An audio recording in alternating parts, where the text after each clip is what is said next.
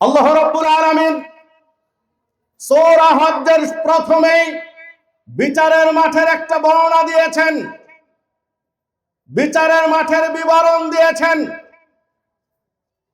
ইয়াওমা তারাউনাহা তাযহালু কুল্লু মুরদিআতিন আম্মা আরদাত, সেই দিন, বিচারের দিন, প্রত্যেক দুগ্ধবতী মা দুধের বাচ্চার কথা ভুলে যাবে। দুধের বাচ্চা স্তন থেকে খুলে পড়ে যাবে, মা টের পাবে না। বিচারের মাঠ এই রকম একটা দিন।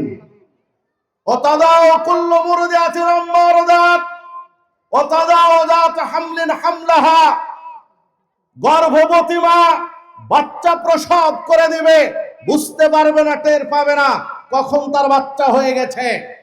ওয়াতারান নাস সুকারা, পৃথিবীর মানুষকে মনে হবে মাতাল, মদ খেয়ে মাতলামি করছে, নেশাগ্রস্ত মনে হবে।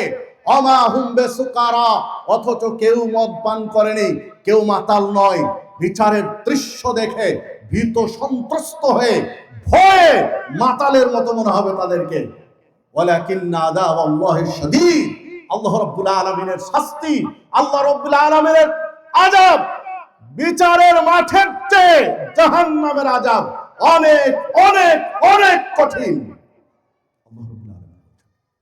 বিচারের মাঠটা কেমন?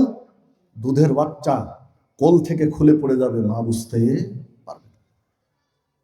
গর্ভবতী মা বাচ্চা প্রসব করে দিবে, অথচ টের পাবে না, কল্পনা করতে পারে না।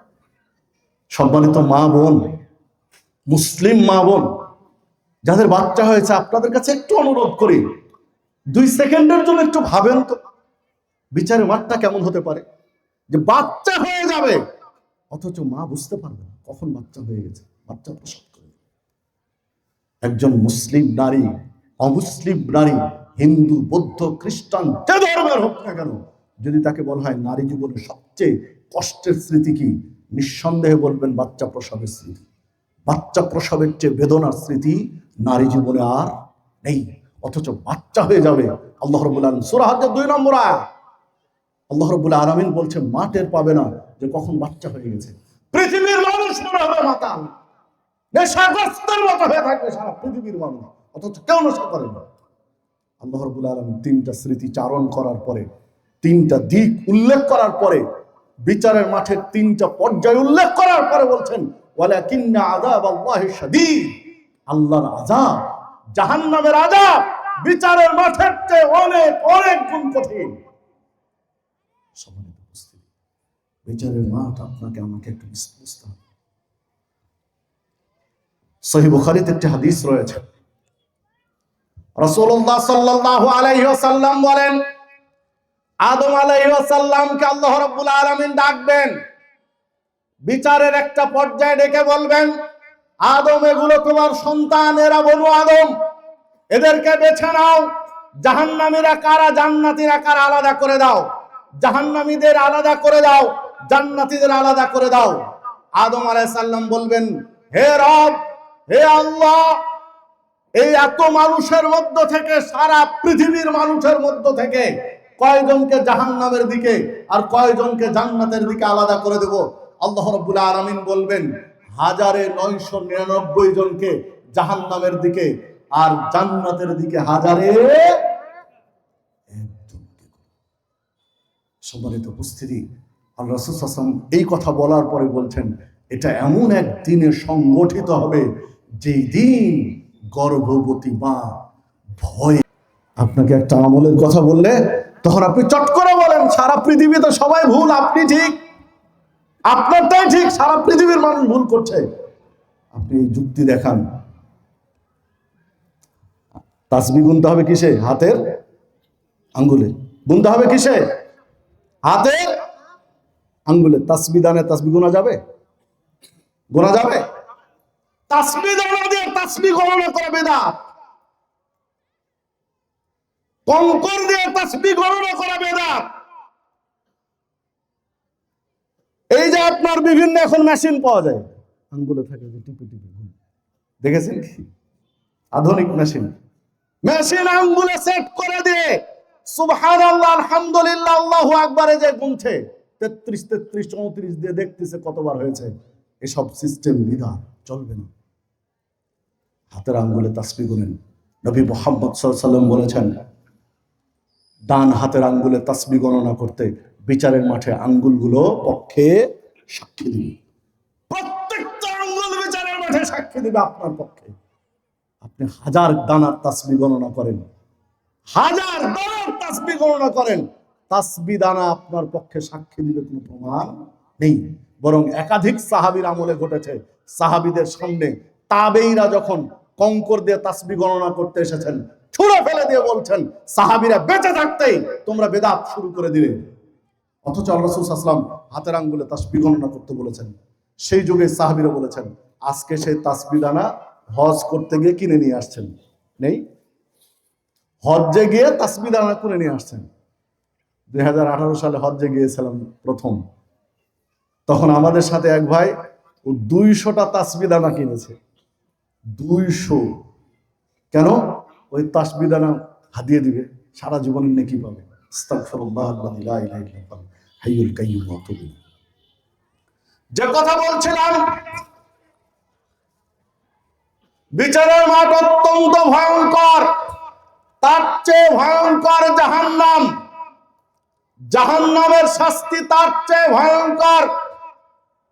আল্লাহ রাব্বুল আলামিন সূরা কারিয়ার মধ্যে বলেছেন, সূরা কারিয়ায় বিচারের চিত্রের পরে জাহান্নামের কিছু বিবরণ তুলে ধরেছেন।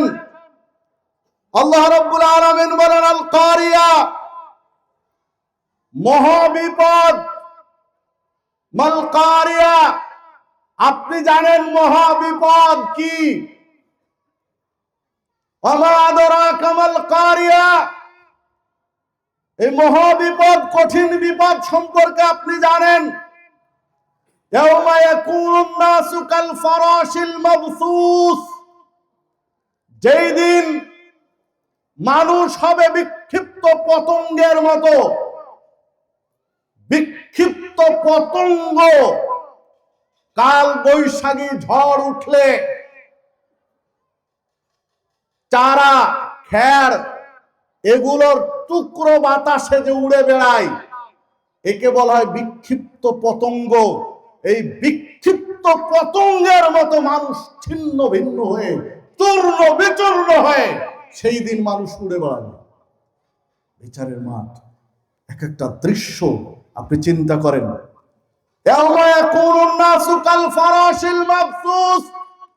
যেদিন মানুষ হবে বিক্ষিপ্ত পতঙ্গের ন্যায়।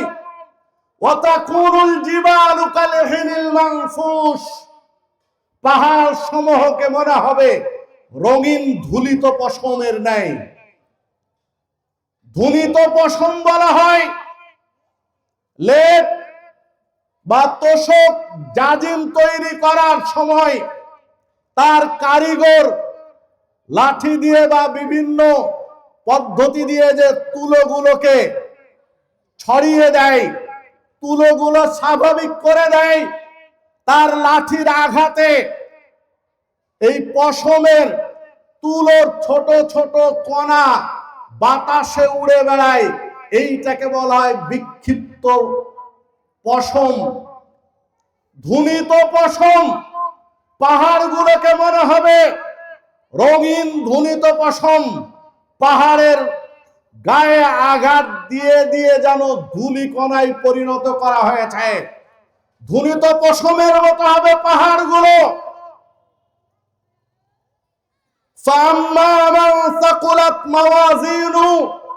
সেই দিন যার নেকির পাল্লা ভারী হবে, ওজন করতে গিয়ে নেকির পাল্লা ভারী হবে, ফাহুয়া ফি ঈশাতির রাদিয়া, সে সন্তুষ্ট চিত্তে বসবাস করবে।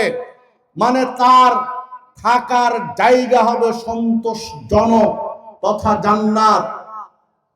ওয়া আম্মা মান খাফফাত মাওয়াজিনু, যার পাপের পাল্লা ভারী হবে, নেকির পাল্লা হালকা হবে, ফাউম্মুহু হাবিয়া, তাকে নিক্ষেপ করা হবে গহীন গহ্বরে হাবিয়া নামক জাহান্নামে। ওয়া মা আদরাকা মা হিয়া, আল্লাহ বলছেন আপনি জানেন সেইটা কি, হাবিয়া কি, গহীন গহ্বর কি, গহীন গভীর সেই সুড়ঙ্গটা কি আপনি জানেন? নারুন হামিহা, হামিয়া, তা হচ্ছে প্রজ্বলিত উত্তপ্ত অগ্নিশিখা, দাউ দাউ করে আগুন জ্বলছে। এই রকম একটা গহীন গর্তের নাম হচ্ছে হাবিয়া। সম্মানিত উপস্থিতি, হাবিয়া গভীর এক জাহান্নামের স্তর। কতটা গভীর চিন্তা করেন। রাসূলুল্লাহ সাল্লাল্লাহু আলাইহি ওয়াসাল্লাম সাহাবীদের সাথে আলোচনায় ছিলেন, এমত অবস্থায় একটা আওয়াজ হলো, একটা শব্দ হলো। আল্লাহ রাসূল সাল্লাল্লাহু আলাইহি ওয়াসাল্লাম সাহাবীদেরকে জিজ্ঞাসা করলেন, তোমরা কি জানো এই শব্দটা কিসের, এই আওয়াজটা কিসের, কেন আওয়াজটা হলো? সাহাবীরা বললেন, না জানি না, জানা নেই এটা কিসের আওয়াজ, এটা কিসের শব্দ জানি না। রাসূলুল্লাহ সাল্লাল্লাহু আলাইহি সাল্লাম বললেন, আল্লাহ রাব্বুল আলামিন আজ থেকে ৭০ বছর পূর্বে জাহান্নামের উপরিভাগে, জাহান্নামের কিনারায় একটা পাথর ছেড়ে দিয়েছিলেন। বিশাল আকারের বড় একটি পাথর জাহান্নামের কিনারায় ছেড়ে দিয়েছিলেন। সেই পাথরটি তলদেশে পৌঁছতে সময় লাগলো ৭০ বছর। চিন্তা করতে পারেন হাবিয়া কি গহীন গভীর অগ্নিশিখা হাবিয়া। চিন্তা করতে পারেন কয়েকটা ওজনের একটা পাথর যদি উপরে ছেড়ে দেওয়া হয় তাহলে ঘন্টায় শত শত কিলোমিটার বেগে নামবে। ভুল বললাম কি? শত শত কিলোমিটার বেগে ঘন্টায় নামবে কয়েকটা ওজনের যদি একটা পাথর ছেড়ে দেওয়া হয়।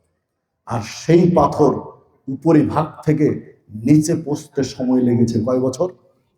৭০ বছর। তাহলে হাবিয়া কি? আল্লাহ বলছেন, ওমা আদরাকা মা হিয়া, আপনি জানেন হাবিয়া কি? নারুন হামিয়া, তা হচ্ছে গহীন প্রজ্বলিত অগ্নিশিখা, যেটা অত্যন্ত গভীর। এইরকম একটা জায়গা যেখানে দাউ দাউ করে আগুন জ্বলছে। কেমন আগুন হতে পারে?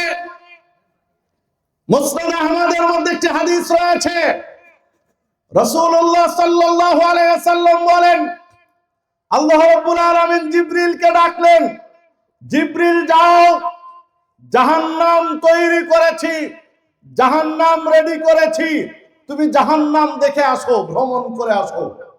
জিবরিল আলাইহিস সালাম জাহান্নাম ভ্রমণ করলেন, জাহান্নাম দেখলেন। জাহান্নাম দেখে এসে বলছেন যে আল্লাহ, যে জাহান্নাম তুমি তৈরি করেছো, যে জাহান্নাম প্রস্তুত করেছো, এই জাহান্নামের কথা তোমার বান্দারা শুনলে কেউ জাহান্নামে প্রবেশ করতে চায় না। জীবনের সবকিছু ব্যয় করে হলেও এই জাহান্নাম থেকে বাঁচতে চাইবে, কেউ জাহান্নাম যাবে না। যেই সঙ্গে ও জাহান্নামে আর যাবে না, সবকিছু হলেও জাহান্নাম থেকে বাঁচার চেষ্টা করবে। আল্লাহ রাব্বুল আলামিন এইবার বললেন, আবার যাও, এবার জাহান্নাম দেখে আসো। জিবরিল গিয়ে দেখলেন জাহান্নামকে আল্লাহ রাব্বুল আলামিন ঘিরে রেখেছেন, সাজিয়ে রেখেছেন দুনিয়াবি লোভ, লালসা, চাকচিক্য দিয়ে। হুজিবাতিন নারু বিশাহওয়া, প্রবৃত্তি দিয়ে, চাওয়া পাওয়া দিয়ে, লোভ লালসা দিয়ে জাহান্নামকে সাজিয়েছেন। জিবরিল এসে বললেন যে আল্লাহ, জাহান্নামকে যেভাবে সাজানো আছে এখন মনে হয় না যে কেউ জাহান্নাম থেকে বাঁচতে পারবে, জাহান্নাম থেকে বাঁচতে পারবে মনে হয় না। কারণ এত লোভ লালসা, চাকচিক্য, দুনিয়া প্রেম, দুনিয়া ভালোবাসা, অর্থ সম্পদের মোহ মানুষ ত্যাগ করতে পারবে না, যেটা দিয়ে জাহান্নামকে সাজানো আছে। আল্লাহ রাব্বুল আলামিন বললেন, এবার যাও জান্নাত। সৃষ্টি করেছি জান্নাত দেখে আসো।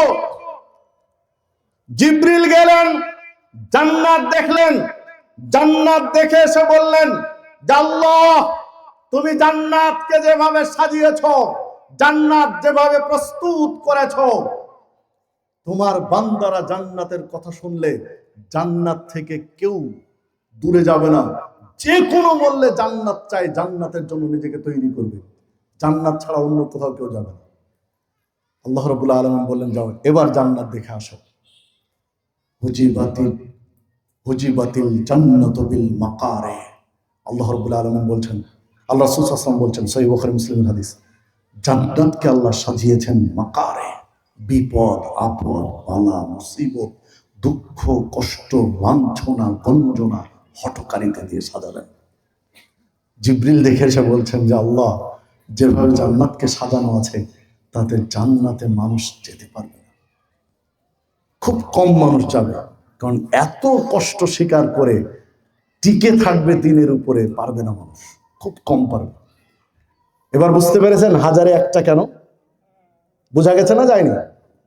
হাজারে একটা কেন? ওই যে আপনাকে বললাম, জান্নাতে যেতে চাইলে সুদ ছাড়তে হবে, জান্নাতে যেতে চাইলে ঘুষ ছাড়তে হবে, জান্নাতে যেতে চাইলে বিড়ি সিগারেট জর্দাগুল ছাড়তে হবে, জান্নাতে যেতে চাইলে বেপরদা ছাড়তে হবে, হিজাব পড়তে হবে, বোরকা পড়তে হবে। বোরকা ফ্যাশনের বোরকা নয়, ডিজাইনের বোরকা নয়, যে বোরকা পরার পরে মানুষ তার দিকে বোরকার দিকে তাকাবে, এই রকম বোরকা নয়। বোরকা হবে ঢিলা ঢালা, এত চাকচিক্য নয়, এক কালারের বোরকা হবে। জান্নাতে যেতে চাইলে ব্যবসায় দুর্নীতি ছাড়তে হবে, জান্নাতে যেতে চাইলে যাকাত দিতে হবে, জান্নাতে যেতে চাইলে ওসর আদায় করতে হবে, জান্নাতে যেতে চাইলে ফিতরা ঠিক মতো দিতে হবে, জান্নাতে যেতে চাইলে অন্যের সম্পদ আত্মসাৎ করা যাবে না, জান্নাতে যেতে চাইলে কারো আইল বেশি করে কেটে চাপানো যাবে না, যতটুকু হক ততটুকুই রাখতে হবে। এত বিপদ আপদ টিকে থাকা কঠিন আছে না? সম্মানিত উপস্থিতি, জান্নাত কি জিনিস মা বোনদেরকে দেখায়। প্রত্যেকটা শাশুড়ির নিকটে বউগুলো খারাপ। যান শাশুড়িদের কাছে সাক্ষাৎ নেন, 100 জনের কাছে সাক্ষাৎ নেন, অন্তত 95 জন শাশুড়ি বউয়ের উপরে খুশি নয়, বউ খারাপ, বউ ভালো না। এবার 100টা বউয়ের কাছে সাক্ষাৎকার নেন, 95টা কেন 98টা বউয়ের কাছে শাশুড়ি ভালো নয়। যাবেন কোথায়? এই বউ যখন, অধিকাংশ শাশুড়ি বউ খারাপ, অধিকাংশ বউয়ের কাছে শাশুড়ি খারাপ। এই বউ যখন শাশুড়ি হয় তখন আবার ওই শাশুড়ির কাছে বউ খারাপ। আমি বুঝাতে পারলাম কিনা জানি না। এখন বউয়ের কাছে শাশুড়ি খারাপ, শাশুড়ি ভালো না, শাশুড়ির নানান সমস্যা, শাশুড়ি বউকে দেখতে পারে না। এই বউ যখন আবার শাশুড়ি হয় তখন আবার ওই বউয়ের পিছনে লেগে যায়। এটা দুনিয়া। জি না, এই সমস্যাগুলো দূর করতে হবে জান্নাতে যেতে চাইলে। আর গিবতের কথা তো বলাই মুশকিল। এক একটা চায়ের স্টল গিবতের সংসদ ভবন। গিবতের সংসদ ভবন হচ্ছে চায়ের স্টলগুলো।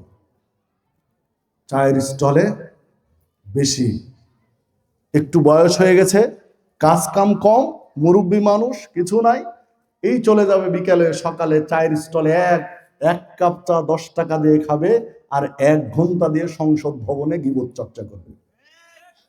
আছে না? নাই? এই জায়গায় যুবকরা নেই, যুবকরা চায়ের স্টলে নাই। যুবকরা আছে কোথায়? যুবকরা কোথায়? গার্লস স্কুল, কোথায় গার্লস কলেজ, কোথায় বালিকা বিদ্যালয়, কোথায় মহিলা মাদ্রাসা, ওই গেটের কাছে এতিমের মতো দাঁড়িয়ে থাকে। কেউ নাই দুনিয়াতে, কে কোন দিক থেকে বের হচ্ছে দেখার জন্য দাঁড়িয়েছে। যুবকদের জায়গা ওই জায়গায়। ভাই, এই নোংরামি ছাড়তে হবে যদি জান্নাতে যেতে চাই। ওই যে হুজিবাতিল জান্নাতু বিল মাকারে, জান্নাতকে বিপদ মুসিবত দিয়ে সাজানো আছে। মোবাইল খুলবা, মোবাইল খোলার পরে যে ছবিটা আছে, যে নোংরা ছবিটা এসেছে, ফেসবুকে ঢুকে যে নোংরা ছবিটা এসেছে, এইটা থেকে চোখকে বাঁচাতে হবে। এর নাম হচ্ছে হুজিবাতিল জান্নাতু বিল মাকারে। চোখকে হেফাজত করতে হবে। তুমি চোখ হেফাজত করবা কি, আরো টিপে টিপে এর চেয়ে খারাপ কোনটা ছবি আছে ওটা নিয়ে এসে দেখার চেষ্টা করো। জান্নাত থেকে টিকা অত সহজ না।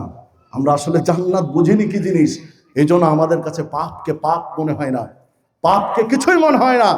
জাহান্নাম কি জিনিস আমরা বুঝতে পারিনি। তাই সম্মানিত উপস্থিতি, চলুন আমরা জাহান্নামের একটু চিত্র দেখি। আল্লাহ রাব্বুল আলামিন কোরআন মাজিদে সূরা জিলজালের মধ্যে বলেছেন, ইদা জুলজিলাতিল আরদু জিলজালাহা, যেদিন প্রচন্ড কম্পনে জমিন প্রকম্পিত হবে, ভূমিকম্পে সারা পৃথিবী যেদিন তছনছ করে দিবে, কেঁপে উঠবে। ওয়া আখরাজাতিল আরদু আসকালাহা, যেই দিন জমিন তার ভার বোঝা উদ্গীরণ করবে, উঠিয়ে ফেলে দিবে। জমিনের নিচে যত খনিজ সম্পদ রয়েছে, জমিনের ভিতরে যা কিছু রয়েছে, জমিন সব উঠিয়ে ফেলে দিবে সেই ভূমিকম্পে। ওয়াকালাল ইনসানু মা লাহা, সেই দিন মানুষ বলবে, আয় হায় আজকের কি হলো, আজকে জমিনের কি হলো। সারা জীবন যে খনিজ সম্পদের জন্য ছুটে বাড়িয়েছি, সেই সম্পদ আজকে তো সব চোখের সামনে জমিন উদ্গরণ করে দিয়েছে। কি হলো আজকে? ইয়াউমাইদিন তুহাদ্দিসু আখবারাহা, সেই দিন জমিন তার বিবরণ দিবে, বর্ণনা দিবে, তার ঘটনা খুলে বলবে জমিন। বিআন্না রাব্বাকা ওয়াহালাহা, কেননা তার রব তাকে নির্দেশ দিয়েছেন, রব তাকে বলে দিয়েছেন জমিনকে তার বিবরণ দিতে, এগুলো উঠিয়ে দিতে, তাই উঠিয়ে দিয়েছে। ইয়াউমাইদিন তাসদুরুন নাসু আশতাতা, সেই দিন মানুষ দলে দলে বের হবে, গ্রুপ গ্রুপ করে বের হবে। লিউরাউ আমালাহুম, যেন তাদের আমল দেখার সুযোগ হয়, দেখানো হয়।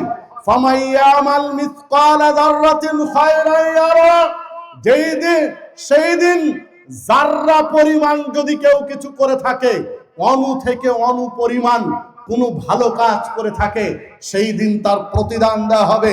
ওয়ামাইয়ামাল মিসকালা যাররাতিন শাররান ইয়ারা, কেউ যদি সামান্যতম অণু থেকে অণু পরিমাণ অন্যায় করে থাকে, অপরাধ করে থাকে, সেটাও তাকে দেখা দেওয়া হবে। আরেকটি সূরাতে বলছেন আল্লাহ রাব্বুল আলামিন, ওয়াইলুল লিকুল্লি হুমাযাতিল লুমাযা, দুর্ভোগ ধ্বংস যারা সামনে বদনাম করে আর যারা পিছনে বদনাম করে, উভয়ের। যারা গীবত করে, সামনে গালিগালাজ করে, দুই শ্রেণীর মানুষের জন্যই ধ্বংস। আল্লাযী জামা মালান ওয়া আদ্দাদা, ধ্বংসদের জন্য যারা সম্পদকে গচ্ছিত করে রাখে, পুঞ্জীবিত করে রাখে, ব্যাংক ব্যালেন্স করে রাখে। ওয়া আদ্দাদা, এবং বারবার গুনে গুনে গুনে রাখে, কত টাকা হলো, কত টাকা হলো, গুনে গুনে জমা করে রাখে। ইহসাবু আন্না মালাহু আখলাদা, মানুষ মনে করবে, মানুষ ধারণা করবে তার এই সম্পদ তাকে অমর করে রাখবে, চিরজীবী করে রাখবে, সম্পদ তাকে আজীবন বাঁচিয়ে রাখবে, এই রকম মানুষ মনে করবে। কাল্লা লা ইউমবাদান্না ফিল হুতামা, কখনো নয়, তাদেরকে হোতামায় প্রবেশ করা হবে, হুতামা নামক জাহান্নামে প্রবেশ করা হবে। ওয়ামা আদরাকা মাল হুতামা, আপনি জানেন হে নবী, আপনি জানেন হুতামা কি? নারুল্লাহিল মুকাদা, সেটা হচ্ছে আল্লাহর পক্ষ থেকে প্রজ্বলিত অগ্নিশিখা, জ্বলন্ত আগুন। আল্লাতী তাত্তালিউ আলাল আফিদা, যে আগুনের ঝলসানি, যে আগুনের গতিবেগ, যে আগুনের তেজ তাদের কলিজাকে পুড়িয়ে দিবে, কলিজা পর্যন্ত পুড়িয়ে কয়লা বানিয়ে ফেলবে। ইন্নাহা আলাইহিম মুসাদা ফি আমাদিম মুমাদ্দাদা, বড় বড় খুঁটি দিয়ে তাদেরকে পরিবেষ্টন করে রাখা হবে, ঘিরে রাখা হবে। জাহান্নামের অবস্থা এইগুলো আল্লাহ রাব্বুল আলামিন এক একটা বর্ণনা দিয়েছেন। আল্লাহ রাব্বুল আলামিন জাহান্নামের বিবরণ দিয়েছেন সূরা গাশিয়ার মধ্যে, উজুহু ইয়াউমাইদিন খাশিয়া, সেই দিন কত চেহারা হবে ধুলোমলিন, হাসির এই চেহারাতে ভীত সন্ত্রস্ত হয়ে থাকবে। আমিলাতুন নাসিবা, আমল করতে করতে ক্লান্ত পরিশ্রান্ত, প্রচুর আমল করেছে, অনেক আমল হয়েছে, কিন্তু সেই দিন চেহারাটা শুষ্ক শুষ্ক হয়ে থাকবে। তাসলা নারান হামিয়া, কেননা তাদের আগুন তাদেরকে ঝলসিয়ে দিবে। তুসকা মিন আইনিন আলিয়া, আগুনের ঝলসানিতে কলিজা ফেটে যেতে চাইবে, পানির জন্য খা খা করবে, পানি চাইবে যখন। তুসকা মিন আইনিন আনিয়া, তখন আল্লাহ রাব্বুল আলামিন তাদেরকে জ্বলন্ত অগ্নিকুণ্ডের উত্তপ্ত ঝর্ণা থেকে পানি পান করতে দিবেন। যে ঝর্ণার পানি উত্তপ্ত টকবক করছে, এই পানি পান করতে দিবেন। লাইসা লাহুম তুআমুন ইল্লা মিন দারি, যেই দিন তাদের জন্য কাঁটাযুক্ত ঘাস ব্যতীত আর কোনো খাবার থাকবে না। লা ইউসমিনু ওয়ালা ইউগনি মিন জু, এইটা খাওয়ার পরে, এই খাদ্য খেয়ে, এই পানি খেয়ে তাদের শরীরে শক্তি পুষ্টি আসবে না, এমনকি ক্ষুধাও নিবারণ হবে না, ক্ষুধা দূর হবে না, খাদ্যের ক্ষুধাও দূর হবে না, তাদের শরীরে শক্তিও আসবে না এই খাবার খেয়ে। লা ইউসমিনু ওয়ালা ইউগনি মিন জু, সেই দিন এই খাবার খাওয়ার পরে ক্ষুধাও মিটবে না, শক্তিও ফিরে পাবে না। একটু চিন্তা করেন জাহান্নাম কেমন হতে পারে। আল্লাহ রাব্বুল আলামিন কোরআন মাজিদের অন্যত্র সূরা হাক্কার মধ্যে বলেছেন, একটা পর্যায়ে আসবে এই সময়, সূরা আলার মধ্যে বলেছেন এই সময় একটা পর্যায়ে আসবে, আল্লাযী ইয়াসলান নারাল কুবরা, কঠিন আগুনে তাদেরকে নিক্ষেপ করা হবে, পুরানো হবে। সুম্মা লা ইয়ামুতু ফিহা ওয়ালা ইয়াহইয়া, সেখানে জ্বলন্ত আগুনে পুড়ে কয়লা হবে, কিন্তু মরবেও না, বাঁচবেও না। সুম্মা লা ইয়ামুতু ফিহা ওয়ালা ইয়াহইয়া, এই আয়াত ব্যাখ্যা করার মতো ভাষা আমার জানা নেই। সুম্মা লা ইয়ামুতু ফিহা ওয়ালা ইয়াহইয়া, এত কষ্ট করার পরে, কষ্ট আর কষ্ট, যন্ত্রণার যন্ত্রণা, অথচ সেখানে মরবেও না, কি বাঁচবেও না, মরবেও না, বাঁচবেও না। পরিস্থিতি কেমন হতে পারে ভাই, একটু ভাবেন তো। দুনিয়াতে পাপ করে কিছুই মনে হয় না, পাপকে পাপ মনে হয় না। একটু আল্লাহ রাব্বুল আলামিনের এই আয়াতটা একটু বাড়িতে গিয়ে দেখেন, কোন তাফসীর থাকলে একটু দেখেন, একটু কল্পনা করেন কেমন হতে পারে। এত যন্ত্রণার পরে আল্লাহ বলছেন সুম্মা লা ইয়ামুতু, সেদিন কেউ মরবে না, ওয়ালা ইয়াহইয়া, বাঁচবেও না, মরবেও না, বাঁচবেও না। পরিস্থিতি কত কঠিন হতে পারে। আল্লাহ রাব্বুল আলামিন বলছেন এইরকম একটা পর্যায়ে এসে মানুষ বলবে, ইয়া লাইতাহা কানাতিল কাদিয়া, হায় আফসোস, যদি মৃত্যুই আমাদের শেষ হয়ে যেত, মৃত্যুই যদি আমাদের শেষ হয়ে যেত, আর কিছু যদি না থাকতো, কবর যদি না থাকতো, হাসর যদি না থাকতো, পুলসেরাত যদি না থাকতো, জান্নাত জাহান্নাম, জাহান্নামের শাস্তি যদি না থাকতো, এই ঝুট ঝামেলা যদি না থাকতো, মরে গেলাম, শেষ হয়ে গেলাম, ইয়া লাইতাহা কানাতিল কাদিয়া, মৃত্যুই যদি আমাদের সমাপ্ত হয়ে যেত, মৃত্যু হয়ে গেল মানে সব শেষ, এটা যদি হয়ে যেত কতই না ভালো হতো। কেন মৃত্যুর পরে এত কিছু? আল্লাহ রাব্বুল আলামিন বলছেন, এরপরে লোকটা বলবে, ওয়ামা মা আগনা আন্নি মালিয়া, আমার সম্পদ আমার কোনো কাজে আসলো না, এত টাকার মালিক, এত অর্থের মালিক, এত ব্যাংক ব্যালেন্স, হাজার হাজার কোটি টাকা আমার কোনো কাজে আসলো না। হালাকা আন্নি সুলতানিয়া, আমার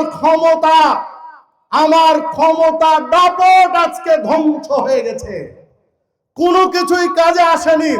ফাখুযুহু, আল্লাহ বলবেন আরে পাকড়াও করো, ধরো ওকে, ফাগুল্লুহু, বেড়ি পরিয়ে দাও। চিন্তা করেন, বেশি দূরে যাওয়া লাগবে না, হাজার হাজার কোটি টাকা যখন বিপদে পড়ে এই দুনিয়াতেও কাজে আসে না। আসে কি? আমার দেশের কথা নাই বা বললাম, ভাসুরের নাম নাকি মুখে নেওয়া যায় না। আমার দেশ বাদ দিলাম, বুঝে নিয়ে না আমার দেশ। চলেন, এই যে পাশে আর একটা দেশে ঘটলো না? কোন দেশ? মন্ত্রীকে পানিতে চুবালো নদীর ভিতরে। জি, ভুটান। ভুটানের দিকে তাকা, অর্থমন্ত্রী, অর্থের পাহাড় যার কাছে, পানিতে নিজের আত্মরক্ষার করার জন্য পানিতে চুবায়া শেষ করে দিচ্ছে মন্ত্রী, হাজার হাজার কোটি টাকা। দেখেন বাস্তব মিল আছে কিনা। দুনিয়াতে টাকা কাজে লাগে না, দুনিয়াতে অর্থ কাজে লাগে না,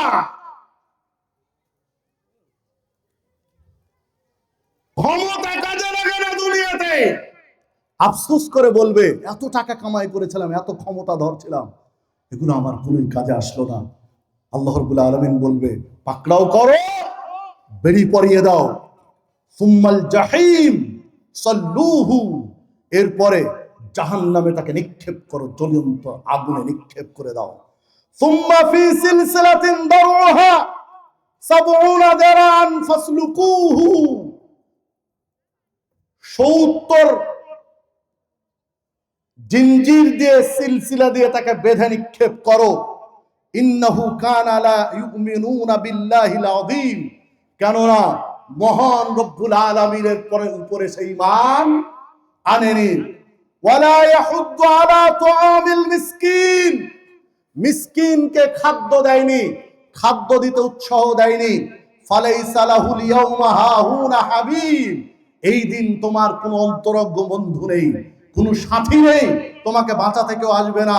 ওয়ালা তুআমুন ইল্লা মিন গিসলিন, আজকে ক্ষত থেকে নিঃসৃত পুঁজ, যে ঘা হয়েছে শরীরে, যে পচনি ধরেছে শরীরে, এই ঘা পচনি থেকে যে পুঁজ বের হবে, এই পুঁজ ব্যতীত তোমার কোনো খাদ্য নেই।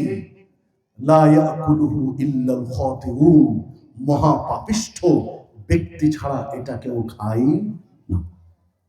চিন্তা করতে পারেন, আজকে হাজার হাজার টাকা ব্যয় করে আপনি খাবার খাচ্ছেন, আর এই প্রকৃতির মানুষগুলো যাদের ঠিকানা হবে জাহান্নাম, এই প্রকৃতির মানুষগুলোকে সেই দিন আল্লাহ রাব্বুল আলামিন ঘা, পচনি, পুড়ে যে ছাই হয়ে গেছে, পুড়ে যে পচনি তৈরি হয়েছে, শরীর থেকে কষ বের হবে, এই পচনি কষগুলো সেদিন তাকে খেতে দিবে।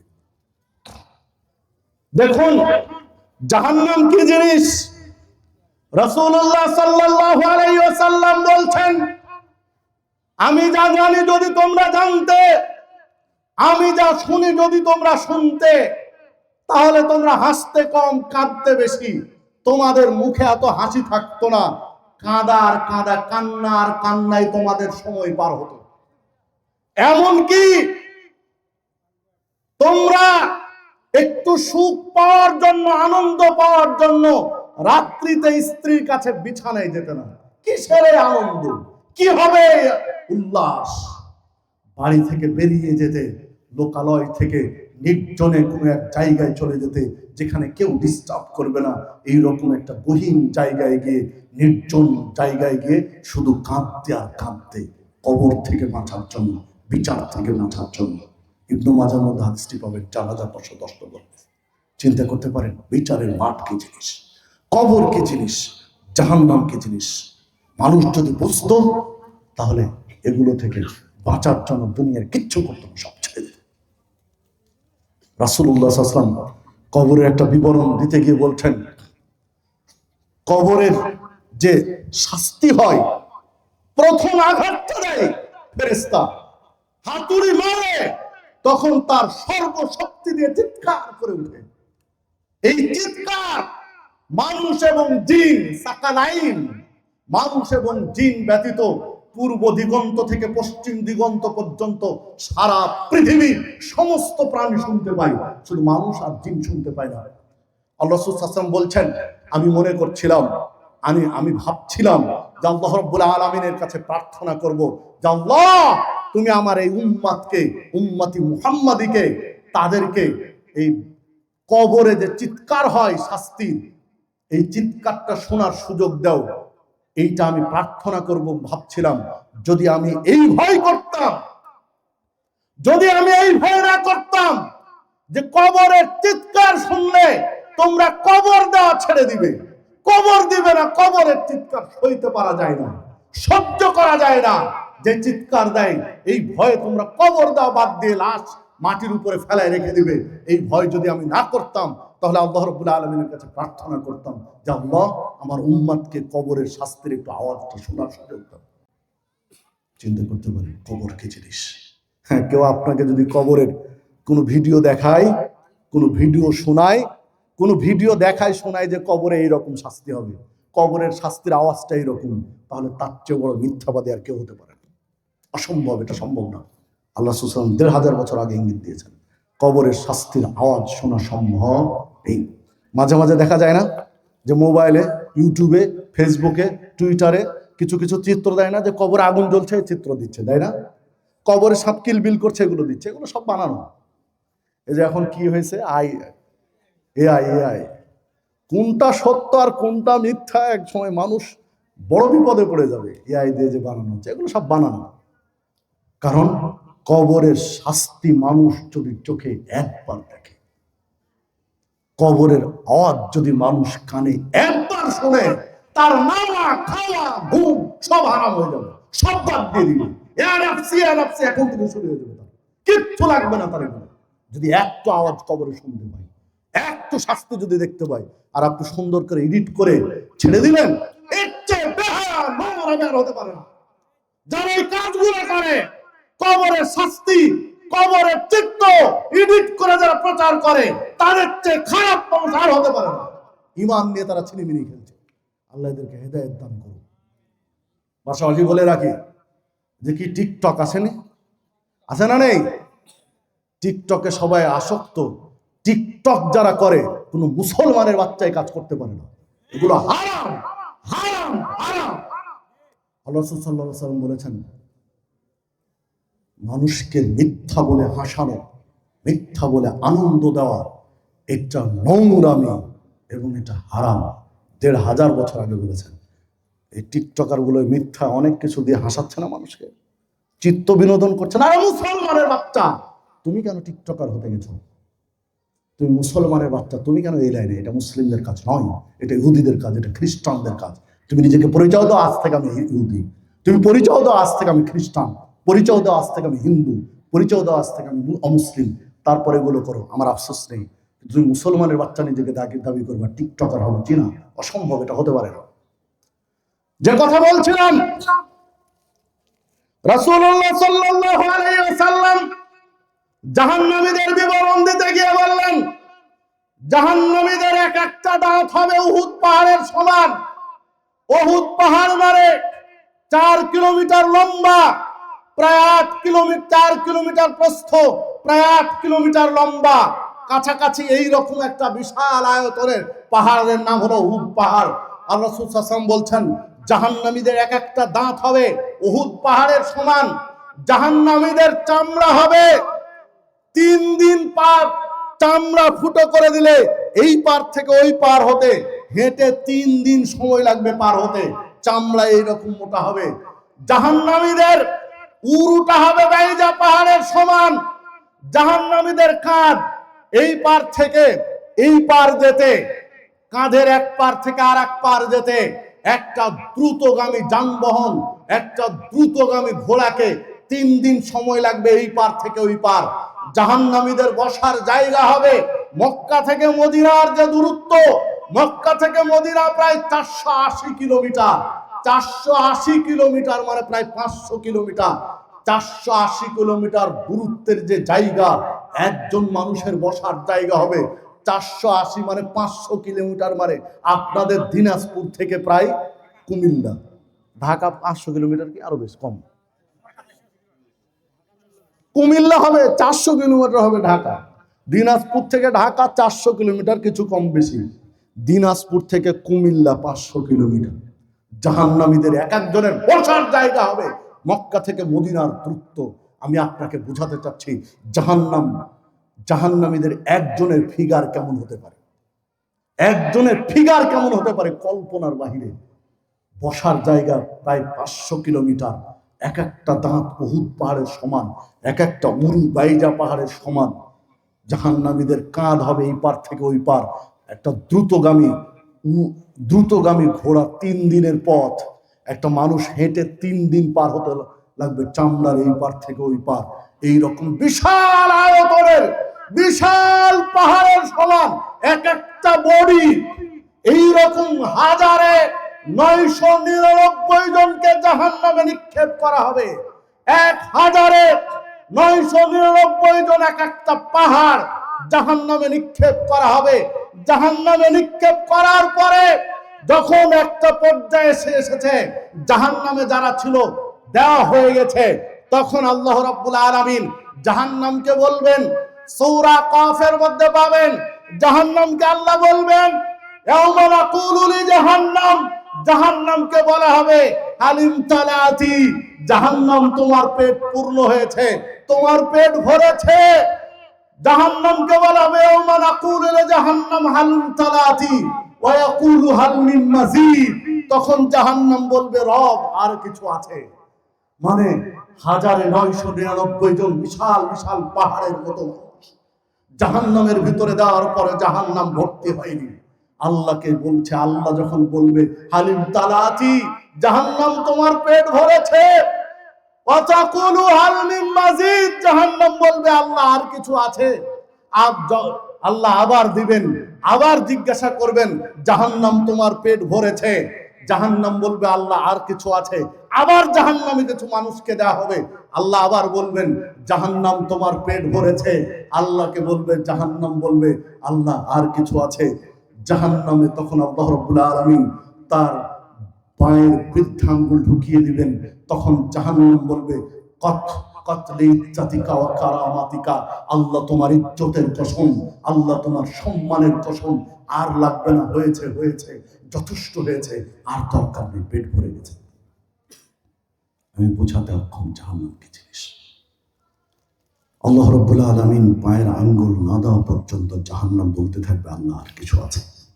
এত বড় বড় দেহ, এত বড় বড় বডি, 999 জন করে দেওয়ার পরেও জাহান্নাম ভর্তি হয়নি। কি জাহান্নাম ভর্তি হয়নি। দুনিয়ার আগুনের চেয়ে 70 গুণ তাপ শক্তি বেশি। আগুন জ্বলছে, আগুনের 1 ইঞ্চি 2 ইঞ্চি 5 ইঞ্চি 10 ইঞ্চির কাছে যাওয়া যায় না, তাপ লাগে। এই আগুনের চেয়ে 69 গুণ বেশি, এইটা সহ 70 গুণ বেশি তাপ শক্তি জাহান্নামে। চিন্তা করতে পারে, যখন ক্ষুধায় কাতর হয়ে যাবে, আল্লাহ রাব্বুল আলামিন যাক্কুম, কাঁটা যুক্ত ঘাস, ফল, কাঁটা যুক্ত জিনিস খেতে দেবে। এটা খাওয়ার পরে ক্ষুধা মিটবে না, আরো অস্থির হয়ে যাবে, আরো অস্থিরতা প্রকাশ পাবে, পানি চাইবে। আল্লাহ রাব্বুল আলামিন উত্তপ্ত ঝর্ণার পানি খেতে দিবে। আল্লাহ রাসূল সাল্লাল্লাহু আলাইহি ওয়াসাল্লাম বলছেন, এই পানি খাওয়ার পরে তাদের নাড়ি ভুঁড়িগুলো গলে পায়খানার রাস্তা দিয়ে বের হবে।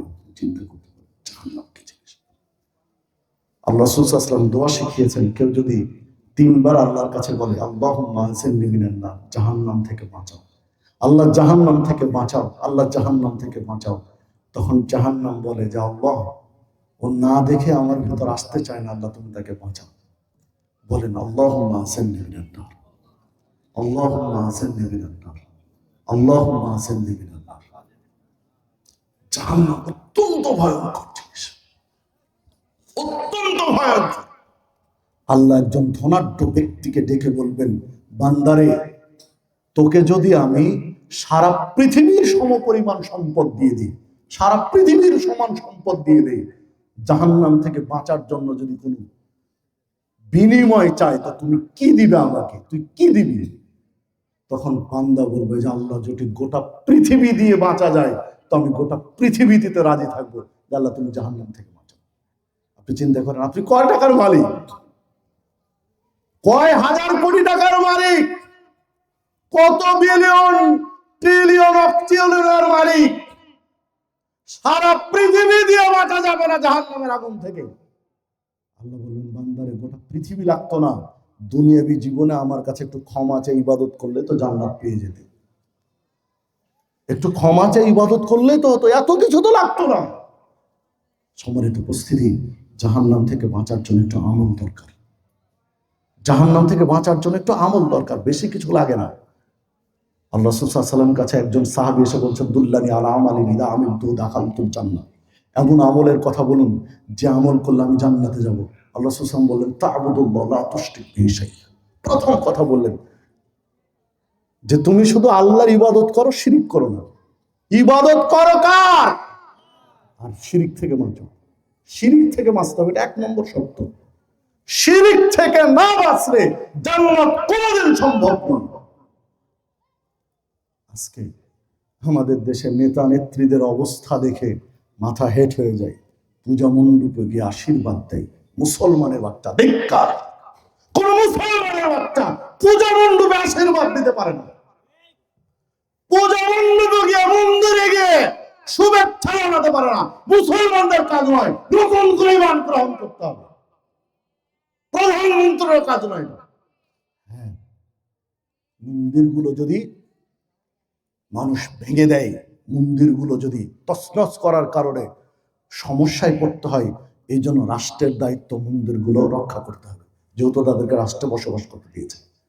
দায়িত্বে যারা আছে পুলিশ, দায়িত্বে আছে বিজিবি, র্যাব, আর্মি, সরকারি বেতনভুক্ত যারা নিরাপত্তা কর্মী রয়েছে, তাদেরকে নামাতে হবে। তারা পাহারা দিবে, তারা পাহারা দেওয়ার জিম্মেদারি। কিন্তু কেউ শুভেচ্ছা মুসলমানের বার্তা দিতে অসম্ভব, ঈমান ভেঙে যাবে। এটা শিরকে আকবার। প্রমাণ করেন দেখি শিরকে আকবার। এটা শিরকে আকবার যদি কেউ করে, নতুন করে তওবা করে, কালেমা শাহাদাত পাঠ না করা পর্যন্ত সে মুসলিম হতে পারে না, জান্নাতে যেতে পারবে না। অত সহজ নয় জান্নাত। অবস্থা দেখে মনে হচ্ছে কয় পার্সেন্ট ভোট আছে বাংলাদেশে অমুসলিমদের? কয় পার্সেন্ট? 5 থেকে 7%। কয় পার্সেন্ট? 5 থেকে 7% ভোট নেওয়ার জন্য যদি মন্দিরে গিয়ে আশীর্বাদ দিতে হয়, তাহলে 100%-এর বাকি আর কত পার্সেন্ট আছে ভাই? 93 নাকি? 93% ভোট পাওয়ার জন্য তো আপনি মুসলমানের বাচ্চা, আপনাদের জন্য তো ওদের তাহাজ্জুদ পড়া দরকার ছিল। শুধু 5 ওয়াক্ত দিয়ে হতো না।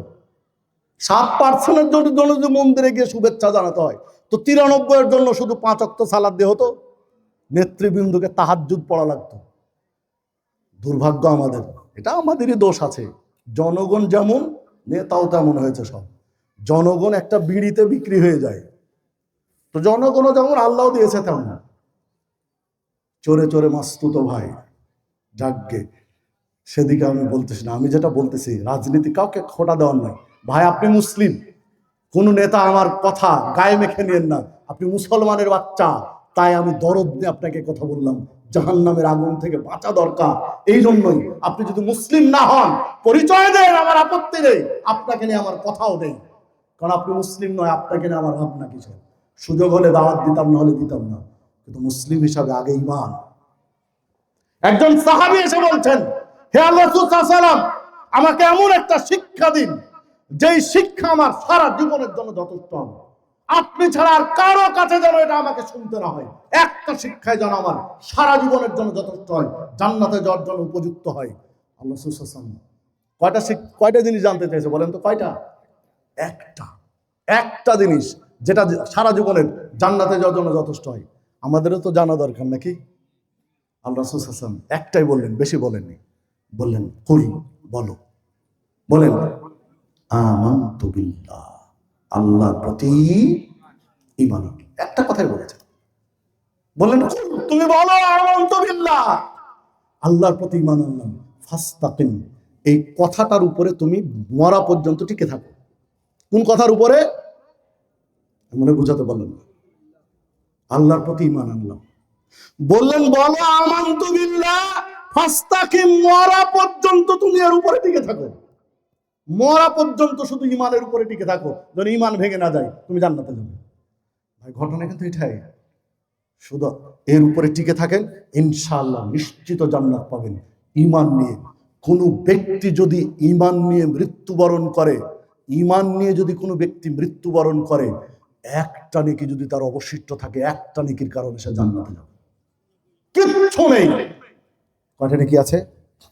একটা। আল্লাহ রাসূল সাল্লাল্লাহু আলাইহি ওয়াসাল্লাম একজন সাহাবীকে বলছেন যে রাস্তা থেকে যদি কেউ কষ্টদায়ক জিনিস সরায় তাহলে তার একটা নেকি লেখা হয়। কয়টা নেকি? একটা। রাস্তা থেকে কষ্টদায়ক জিনিস সরিয়েছে, একটা নেকি লেখা হয়। তো সাহাবীদের বাচন ভঙ্গি, হাদিসের পরের শব্দ মনে হচ্ছে বিষয়টা এরকম যে একটা নেকিতে কি হবে, একটা নেকি কি কাজ দিবে। আল্লাহ রাসূল সাল্লাল্লাহু আলাইহি ওয়াসাল্লাম বলছেন কারো যদি একটা নেকি কবুল হয়, কয়টা? একটা নেকি যদি কারো কবুল হয়, ইমানের উপরে যদি মারা যায় তো অজাবাত লাহুল জান্নাহ, একটা নেকি তার জন্য জান্নাত অজীব করে দিবে।